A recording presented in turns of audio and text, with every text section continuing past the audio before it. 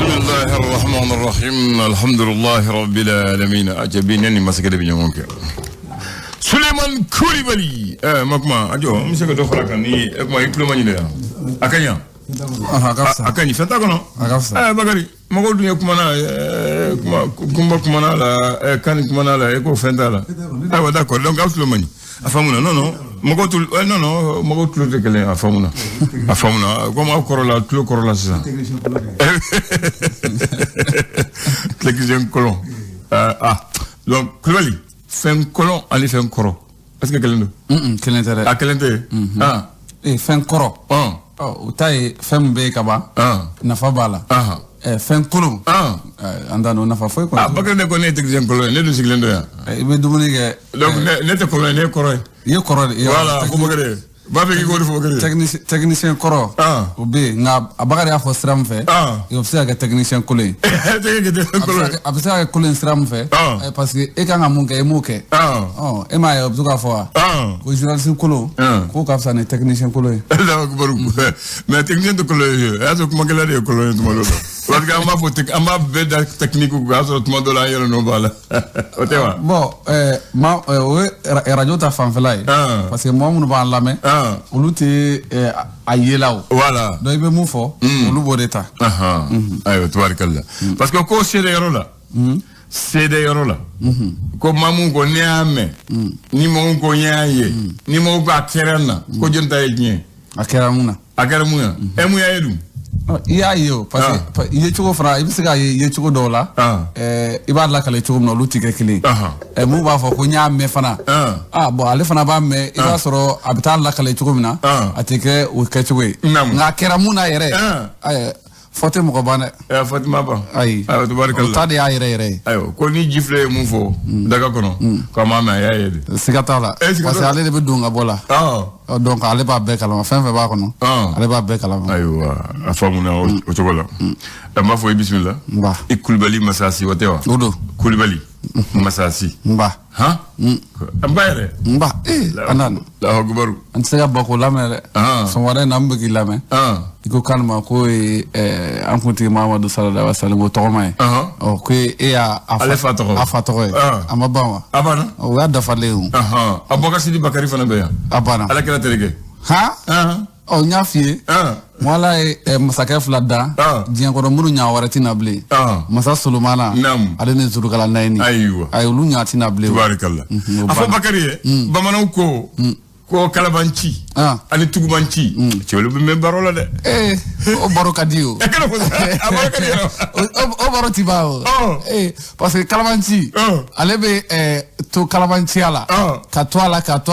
tugubanci fana ale fana bi tugu wati be ka se ka kuma do fo ka se ka kuma fo o lu tikla nyona ko yalla ay bu shi baro la di o baro kadi mais ko kilograin on nafigi di baro kala de kilograin nafigi parce que ni be nafigi yake ita fe mo ka boa kalama be be ka mam korofo ita fe o kame mais ni kilograin ne bala e bala ka nyefo de ila ba me perati kina boa kalama de kamako ayo ko nyego no ko beni takama bolo mado abeni tamanyodo ko edele ka surkuni bakrone katama nyongo fe wati dola surkuni bakroni wati dola abike nga akasuma de edele ka ye jekumani nyine o katulonge nyongo fe o teria ko ni alaba ko ni be do ka nyeko buka edele ka ye tasmani ji milengele ngono abada voilà ma ka beni tamanyo beni jenyo voilà beni krofonyo donc ni dala ba fo mene voilà dinyo wa ko de mais ko fama ko ni mikrofa ko fama fama mikrofa ko de est-ce que we bi abi mikrofa ko de jonni na fama siglen zoro ka krofo direct nyenye bon na sigle mi ko rakaba crofalité bleu mo bi fay mo di fay voilà crofalité bleu so wati dola an reka bara fana mo fo de an reka fana bi am critique ke na mi blasra de ke blasra di balao anti crofo ke blasra ni crofo de Ya mo fama mi korofa ko. Ya fam. Anal. I got my I found my Toro Ferrero. Voilà. Ya fam. Bismillah. Ami do ñu nabi. Amadam ni eso. Ay ngo abi don jumene le folo. E ba dama ni ma do fo mayewa. Bia. Bia arabai. Selin chini kalo. Yeren mana. Clétan. Ani shegino. Clétan ani shegi. Samba flani mugani flani. Nazara kalo dum. Nansara kala au mois de mai kalo kile durunado samba flani mugani fla amada kile jolla akle joli bi kile tan shigi tubarkalla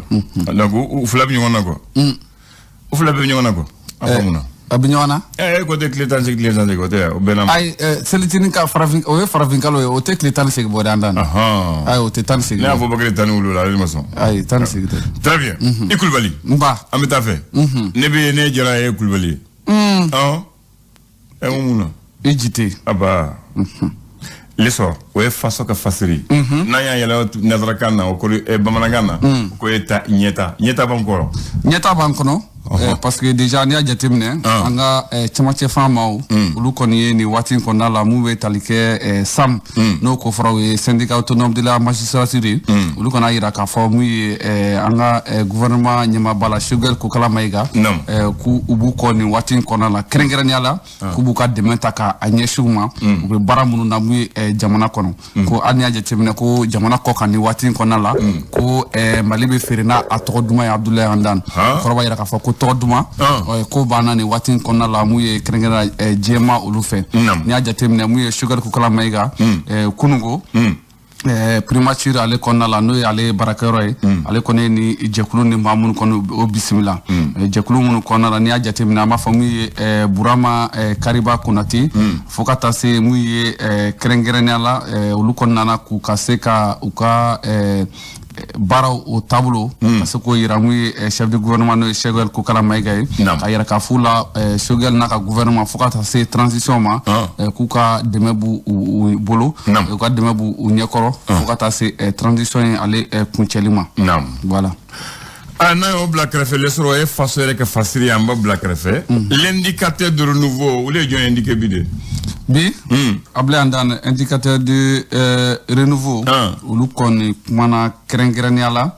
ni ataka jatemna amba fo anga surasi nyamakro chama kon be munum na bi ku udo mi kasobomba ukonala uti dowre ni jatemne ama fo mi affaire do wula amena ni watin konala ni jatemne mumbe talike OPM uti dowre de kayira ka fo mu mo kanani anga jamana kunti kro maka hinala Ibrahim Boubacar Keita aka avion ko ko danyokona ko kolente mu général Moussa Bemba Keita na lekera anga finitu ka nyama kroy fokata se mu ministria yeramani watina mu Ibrahim Boubacar Keita aleka manda ukonala donc lukon wolelo bo jenneka wala bo jenneka kama soreba donc loi de programmation militaire yoro kuma kon tiara kosobe yara ka fo wati do la société do refer la fo wa woro we société dengeli waru uluta stratégie no donc stratégie la wulika jo kon bela la 5 ani watina kani ma ko fole nonu kon wule le Moussa Bemba Keita fokata se muyi Mustafa Drabo ani ma chama civil chama reference ablandan lu kon to folo nonu koina kama soro milliard chama ayira ka fo ko kon uduna muyi jamana kun ni ma ko fole nonu fe barawla iba do ka fo wati temne na muyi anga gouvernement nyama koro ala ka ina la sumeli bube maiga o alera to fun fole no okola aleta bana kola fokata si madame Fili Boire Sissoko ale fana kumbe kasola ni watina abi da mabo alibi abi anda donc lu bela jelen kon nom nenenu ka foko mu jamana wari andan ku ubulo sirama koy ubulo sirama ne mo bamananga famu ubulo sirama bamananga te familial tele na folo mu uyata ku utate o jamana na folo ta afamuna sa duru maku ka baram kene o baro make o nu ubulo sirama o wolelo no jenneka donc minon kere nyindie aywa ko flesa afamuna awa l'indépendant kere amba feka an yerastro mais ambisraka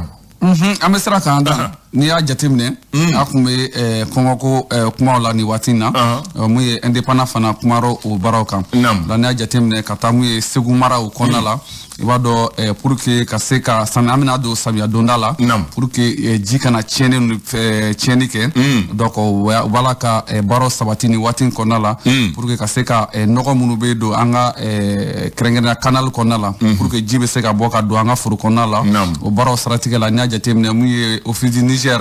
ale PDG Abdelkarim Konate fo ka taa se an ka ministre min ɲɛsinnen bɛ dunkafa o siratigɛw la u kɔni ye baaraw daminɛ mun ye sibiri tɛmɛnen mais kalo tile 14 o kɛra Segu mara o kɔnɔna la o la baara ninnu y'a jateminɛ sefa wari miliyari 5 donc o bɛn'o de mobiliser Abdulaye Andane pour que ka se ka nin baara ninnu bɛɛ lajɛlen labɛn jiko bɛ se ka nɔgɔya cogo min na sɛnɛkɛko bɛ se ka nɔgɔya cogo min na pour que kɔngɔko ayiwa o ka se ka nɔgɔya dɔɔni mun ye Mali kɔnɔna la kɛrɛnkɛrɛn n'o ye office du Niger donc olu ka baaraw saratigɛ la i b'a dɔn olu kɔni ka sɛnɛko de ka bon kosɛbɛ nin waati in kɔnɔna la donc o baaraw kɔnɔ an bɛ se k'a fɔ a saratigɛw la n'o y'a labɛn ka nɔgɔ ni fɛnw bɔ a la e ko ministre yɛrɛ ma pelle ta wa a yɛrɛ fana ye pelle ta ka fuguri bɔ daba la parce que déjà n y'a fɔ ko ɲɛmɔgɔ e de bɛ fɛn yira tɔgɔ bɛ tugu i kɔ cogoya min na misali voilà donc ale yɛrɛ ye misali ta ka pelle ta ka ɲama fɔlɔw bɔ mun ye dingɛw kɔnɔna la pour que baaraw bɛ se ka labɛn jiko ale ni tiɲɛni mun bɛ se ka kɛ samiya kɔnɔna la olu ka se ka nɔgɔya ala k'o kɛ ami n'a y'o bila canard déchaîné tɔnkɔnɔ dimine o man ɲi dɛ ni tɔnkɔnɔ dimina o man ɲi nka an bɛ taa mun ye chambre de commerce ale kɔnɔna la an ka sɔrɔbɔsɔnbautigi wa sɔrɔbɔsɔnbautigi Abdulaye Andane olu kɔni waati in kɔnɔna la u ni mun ye kɛrɛnkɛrɛnnenya la Guinée a bɛ fɔ cogo min na Mali ni Guinée kɔni a bɛɛ ye jamana kelen de koyi jamana kelen n'i y'a jateminɛ i b'a dɔn gɛlɛya b'an kan donc Mali kun ɲɛsira olu ka port ma nin waati in na walasa ka se ka dunkafa sabati walasa ka se ka minɛnw ladon mun ye Mali kɔnɔna la o siratigɛ la ani taji mun ye Guinée port ɲɛmaaba mun ye kɛrɛnkɛrɛnnenya la Mamadou Biro Diallo ale kɔni an ka opérateur économique hakilila sigi k'a fɔ tagali ni seginni mun bɛ Mali ni Guinée ni ɲɔgɔn cɛ ko an ka hakili kɛ dɛgɛ ye ko kɔni nɔgɔyalen don ko taa ka segin ko kɔni ani an ka minɛn minnu bɛ n'a ye ko kɔni ko nɔgɔyalen don Abdulaye Andane donc u b'u nɔnɔ kɛ an ka dɛgɛ la voilà ko an kana jɔrɔ fewu donc nin baara ninnu y'a jateminɛ an ka CESIM ɲɛmaaba yɛrɛ tun bɛ ko kɛnɛ kan n'o Isufu Bacili ale ni sɔrɔ bosonba caman n'an ko ma opérateur économique olu fana ye ɲɔgɔn lajɛ de kɛ wala ka se ka nin baara in bila sen kan Abdulaye Andane pour que an y'a fɔ cogo min mun bɛ tali kɛ Mali ale ka se ka lafiya Conakry port la pour que an ka se ka minɛnw olu ka se ka don Mali kɔnɔ lafiya kɔnɔ tubarikala le pélican kɔnɔ min bɛ kuma a ko di kɔnɔ min bɛ kuma a ye dɔɔni fɔ a ko di ko nin waati in kɔnɔna la Mali ale y'a sen bɔ G5 Sahel la ko o baaraw banna hali n'a sɔrɔ ŋunuŋunukan don ŋunuŋunukan kun don waati tɛmɛnenw na nka mun ye an ka jamana ɲɛmaw olu kɔni bɔra mun ye télévision nationale la ka ko sɛbɛntiya k'a jira k'a fɔ ko Mali kɔni bɛna a ka walan sɛmɛ ani G5 Sahel ni ɲɔgɔn cɛ o la n'a jateminɛ baara ninnu ye lasera mun bɛ tali kɛ gouvernement ka kuma lasela colonel Abdoulaye Maïga ale de nin déclaration kɛ mun ye an ka télévision nationale sanfɛ k'a jira k'a fɔ ko Mali kɔni bɛna a ka baara ɲɔngiri ani G5 Sahel ni ɲɔgɔn cɛ o ma sɔrɔ dɔwɛrɛ tɛ i b'a dɔn kan ka ɲɔgɔn ye o kɛ san o san ɲinata kun kan ka kɛ février kalo tile 15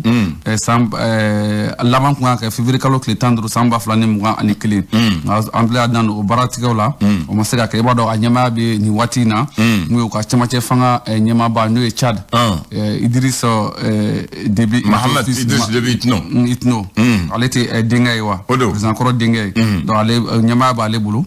lajɛrew kun kan ka kɛ pour que ka se ka ballon passer mun ye Mali ma o baaraw ma se ka kɛ o baaraw siratigɛ la an ka jamana ɲɛmaaw fana y'a jira k'a fɔ